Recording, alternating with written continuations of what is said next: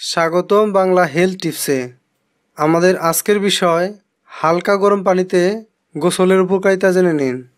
দিনের ক্লান্তি শেষে উষ্ণ পানিতে গোসল করলে শরীরে স্বস্তি পাওয়া যায়। একটু শীত শীত আবহাওয়ায় গরম পানিতে গোসল করলে যেমন সতেজ বোধ হয়, তেমনি গরম আবহাওয়াতেও গরম পানিতে গোসল করলে স্বস্তি ও সতেজতা আসে।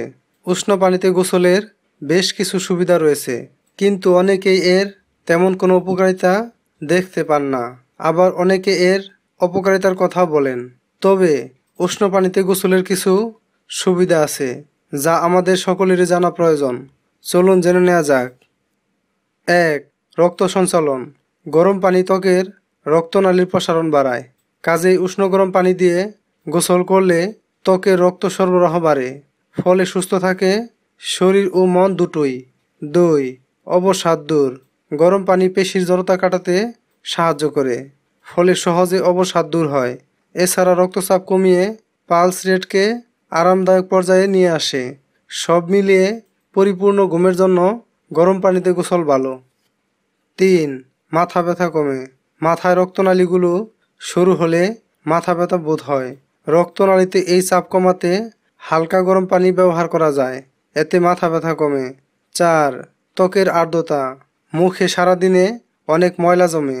হালকা গরম পানি দিয়ে গোসলের সময় মুখে পানির ঝাপটা দিলে মুখের ময়লা ও বিষাক্ত তেল জাতীয় পদার্থ দূর হয়। ত্বক সজীব হয় ও সতেজতা বোধ মনে হয়। 5. শ্বাস প্রশ্বাস সরল। যাদের বুকে ব্যথা ও শ্বাস প্রশ্বাসের সমস্যা রয়েছে, তাদের জন্য গরম পানিতে গোসল বেশ উপকারী।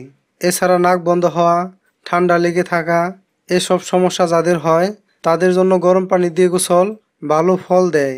গরম পানিতে ইউক্যালিপটাস বা অন্যান্য তেল মিশিয়ে ব্যবহার করলে আরও বেশি উপকার পাওয়া যায়।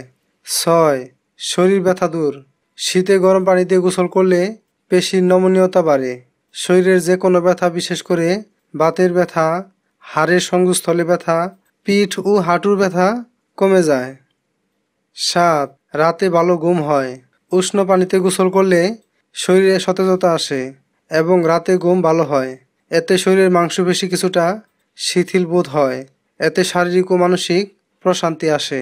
তাই এই সব উপকারিতা পেতে হালকা গরম পানিতে গোসল করা ভালো। পানিটা বেশি গরম যেন না হয়। যদি আমার এই ভিডিওটি আপনার ভালো লেগে থাকে, তাহলে ভিডিওর নিচে লাইক দিবেন, কমেন্ট করবেন এবং ভিডিওটি শেয়ার করে সবাইকে জানার সুযোগ করে দিন। এবং স্বাস্থ্য বিষয়ক আপডেট পেতে চ্যানেলটি সাবস্ক্রাইব করে রাখুন। ধন্যবাদ।